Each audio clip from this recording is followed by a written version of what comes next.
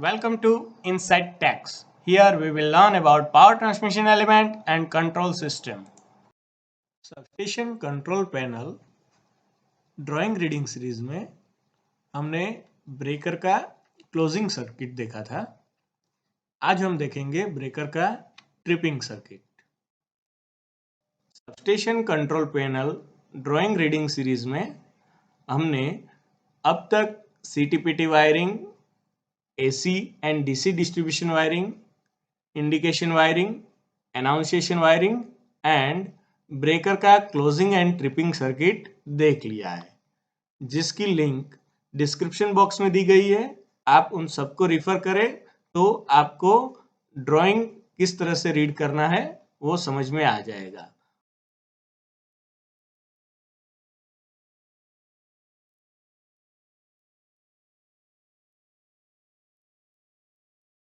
पिछले वीडियो में हमने देखा था कि ब्रेकर की ज़रूरत क्या होती है। तो हमारा जो सोर्स होता है वहाँ से पावर हमको लोड की तरफ पहुँचाना होता है, और लोड में अगर कुछ प्रॉब्लम है तो हमारे पावर सप्लाई को वो कुछ डिस्टर्ब ना करे, इसलिए हमें पावर को कट ऑफ करना पड़ता है और उसके लिए हमें एक ऑटोमेटिक अरेंजमेंट करनी होती है, उसको हम ब्रेकर बोलते हैं। और उस ब्रेकर को ट्रिप करने के लिए रिलेज का यूज होता है, जो हमने लास्ट वीडियो में डिटेल में समझाया था। सही है, तो चलिए आज हम देखते हैं कि ब्रेकर का ट्रिपिंग सर्किट किस तरह से काम करता है।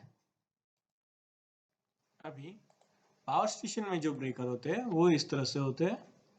तो उसमें से एक तरफ से पावर आता है और दूसरी तरफ पावर निकल जाता है, और यहाँ पे जो होता है वो इंटरप्टर बोलते हैं उसको, कि यहाँ पे पावर को कट करते हैं। ठीक है, और उसमें SF6 गैस भरा हुआ होता है। अंदर से वो कैसा होता है वो अगर देखना है तो वो इस तरह से होता है। देखिए, इसमें एक जो कॉन्टेक्ट होता है वो फिक्स कॉन्टेक्ट होता है, और एक कॉन्टेक्ट जो होता है वो मूविंग कॉन्टेक्ट होता है। यानी कि एक कॉन्टेक्ट जो नीचे से जाएगा और ऊपर चला आएगा, और ये दोनों एक दूसरे से कनेक्ट होंगे। तो इस तरह का ब्रेकर होता है। चलिए एक वीडियो देखते हैं जिसमें ये ऑपरेशन करके दिखाया गया है।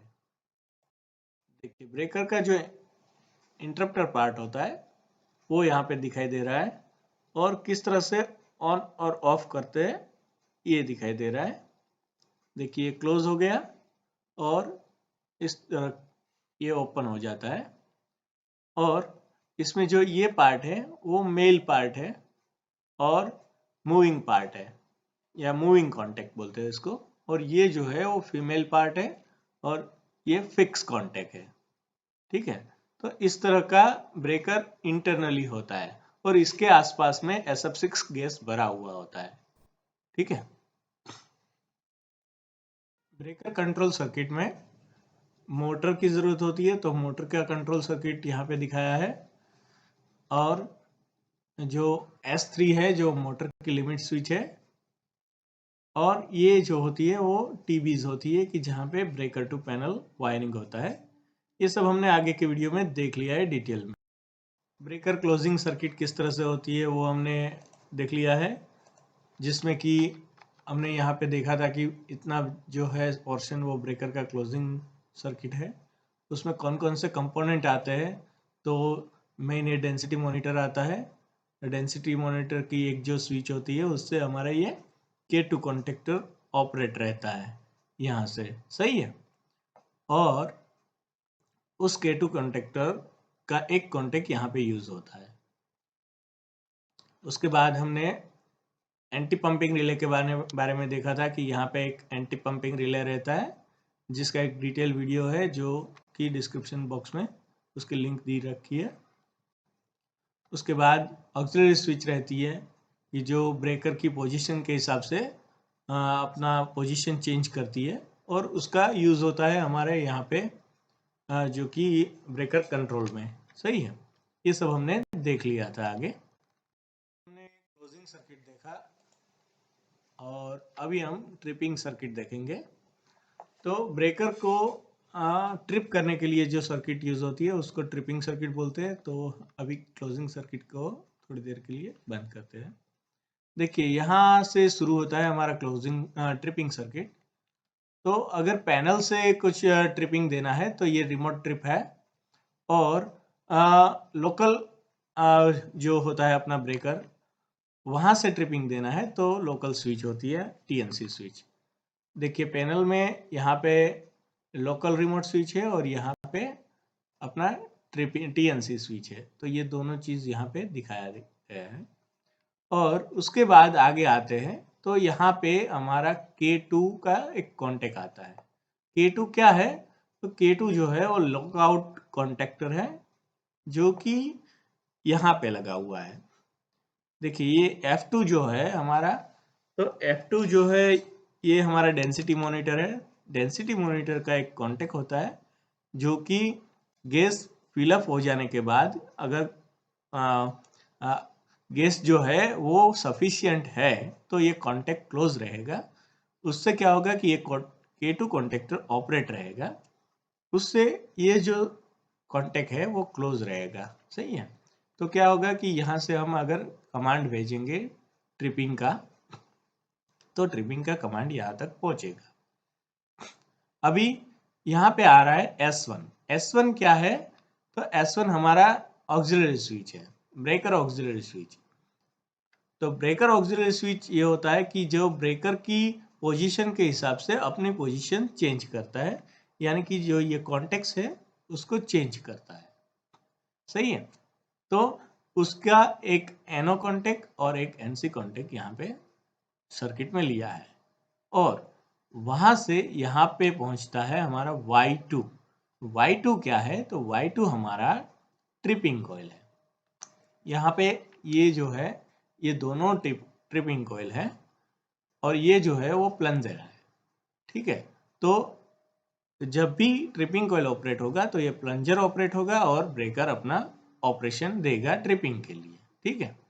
अभी नेगेटिव यहाँ पे हमेशा रहता है। सही है। अभी हमने यहाँ पे देखा कि दो ट्रिपिंग कॉइल हैं, तो यहाँ पे जो ये कंट्रोल सर्किट है वो ये ट्रिपिंग 1 की है, यानी कि ट्रिप 1 कॉइल की, और ये ट्रिप 2 कॉइल की है। सही है। अभी दो कॉइल क्यों रखते हैं?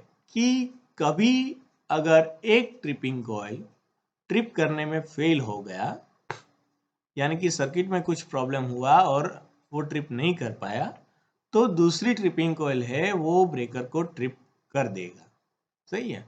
दूसरी एक चीज़ होती है ट्रिपिंग कॉइल में, कि ट्रिपिंग सर्किट जब भी होती है तो उसमें यहाँ पे ये दो पॉइंट होते हैं कि pre close supervision and post close supervision. ये क्या है? कि ये ट्रिपिंग कॉइल का सुपरविजन करता है कि भाई ट्रिपिंग कॉइल जो है वो ब्रेकर को ट्रिप करने के लिए रेडी है कि नहीं। उसके लिए पैनल में एक रिले लगा हुआ होता है जिसका नाम है trip circuit supervision relay. Trip circuit supervision का एक अलग से वीडियो बना के हमने रखा है, जिसकी लिंक डिस्क्रिप्शन बॉक्स में आपको मिल जाएगी। तो ये जो रिले होता है वो हमेशा ये ट्रिपिंग कॉइल जो होती है, tripping coil 1 and tripping coil 2, उसको हमेशा सुपरवाइज करता है कि भाई ट्रिपिंग कॉइल ब्रेकर ट्रिप करने के लिए रेडी है।